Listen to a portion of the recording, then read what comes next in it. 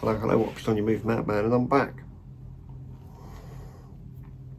And today is very exciting for me because today I get to talk about one of my favourite films that's been released this year so far.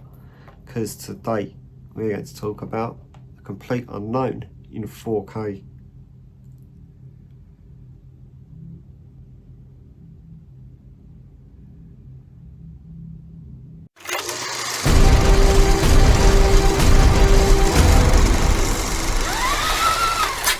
So here we are then, A Complete Unknown for you. The Bob Dylan movie starring Timothée Chalamet. Edward Norton is also in this film, which I was a little bit concerned about because he tends to be a bit of a bellend these days from what I'm told.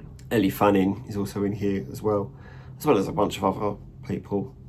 There's the back cover for you there.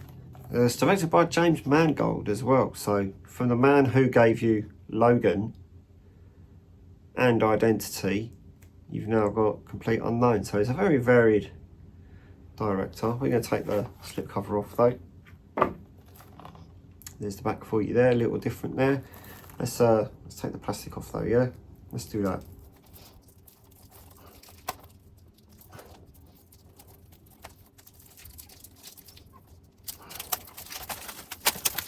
Cool, that was harder than I thought it would be. That's what she said.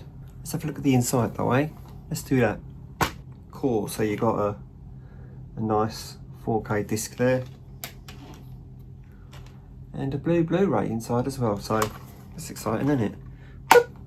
Right, so I'm gonna fuck off and go and have a look at this, see what it's like, and then I'll be back with a little bit more detail for you. So stay there and I'll be right back.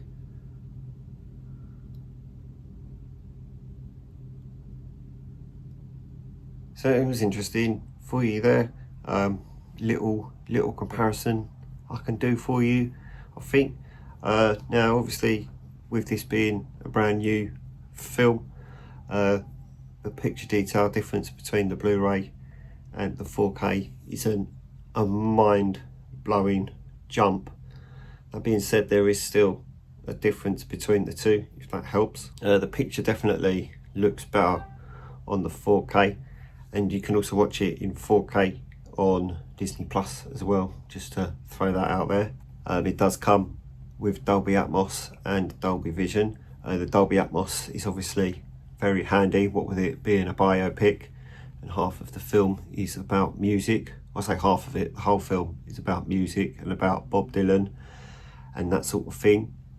So there's that to take into consideration. It has got very good sound.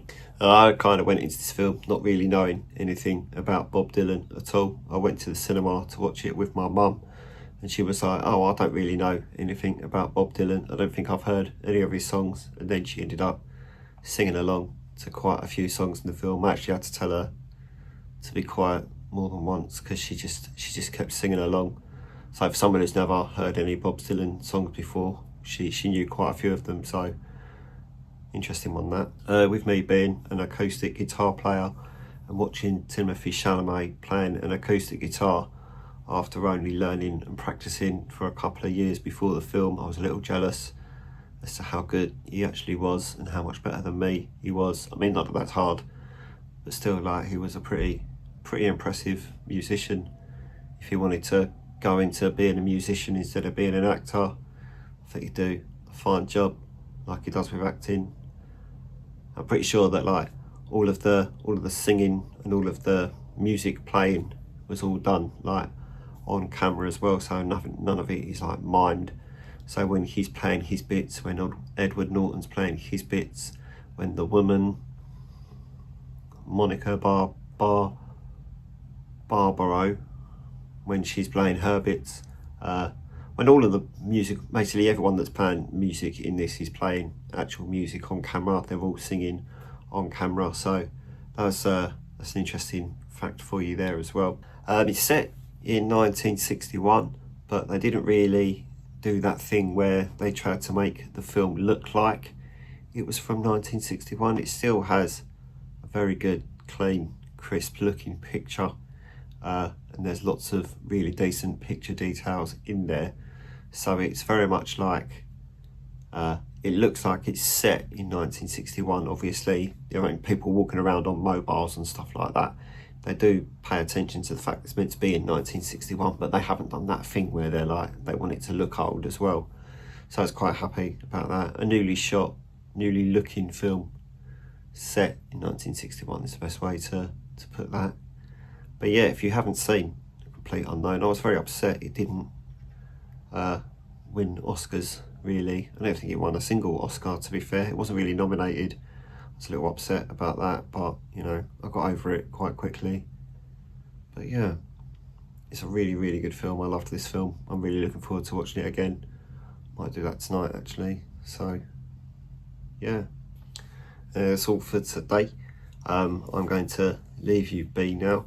If you would like to click on the link in the description for my book, that'd be really great if you could support that and get my book and support my book. I'd really appreciate that. But I'm going to go now. So if you could like this video and subscribe to the channel if you haven't already, and I'm going to fuck off. Okay? Goodbye.